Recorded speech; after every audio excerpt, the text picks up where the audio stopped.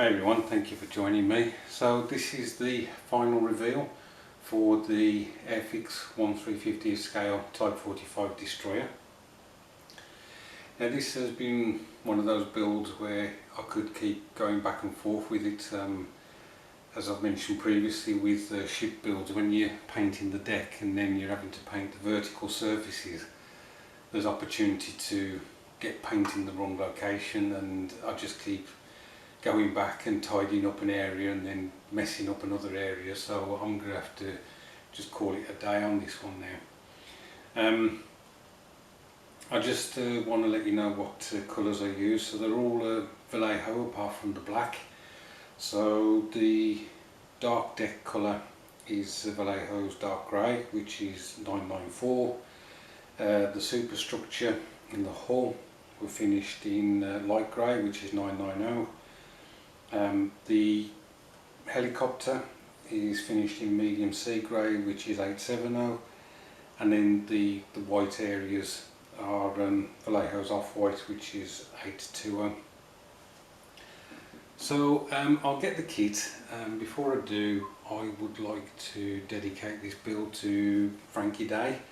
I know I've already said that I'm building the Holland 1/172nd scale submarine, but as that is a full resin kit, I'm a bit concerned that I won't get it completed within the group build date, which is 31st December this year.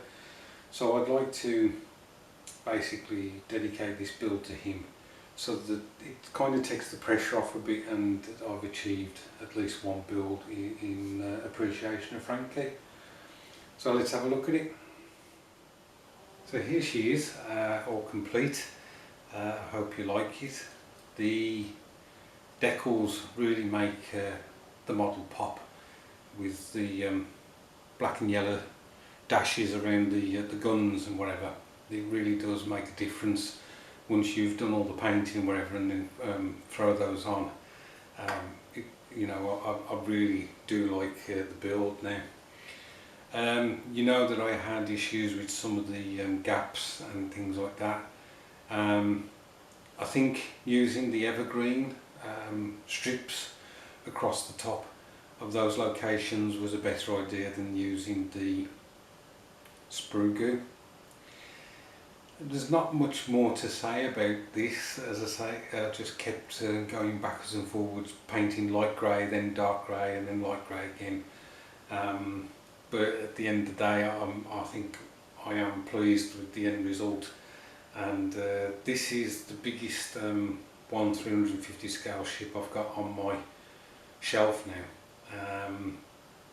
But on that note, let me just grab the World War II destroyer, British destroyer I've got, and so we can have a comparison to the size difference.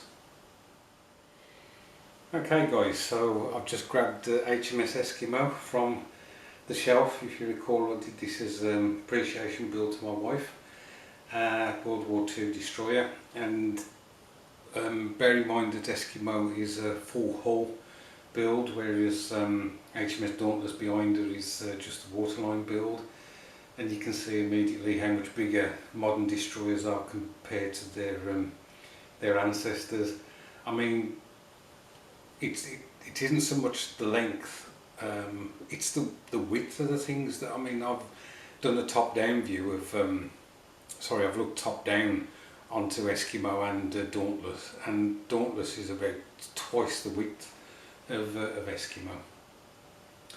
So, you know, quite impressive looking ships. I'll just give you a quick close-up of the helicopter at the back. So as you can see, I chose to do a Merlin engine for the rear, and what I'd like to say is regarding the decals for this kit, the white lines that you see there and the circle with the rectangle in it, not the D and the T on the back, and not the red stripe, but all that lining that you see was one big decal. And I was really concerned that there would be a lot of silvering that would show up, because it was so big, but it just went down beautifully. Now I did use, the blue micro, is it microsol? I did use that. I didn't use the red one, just the blue one, and I gave quite a liberal coat of that on that particular part, and then put the decal on top of that, and it's bedded down absolutely fantastic. I'm over the moon with that.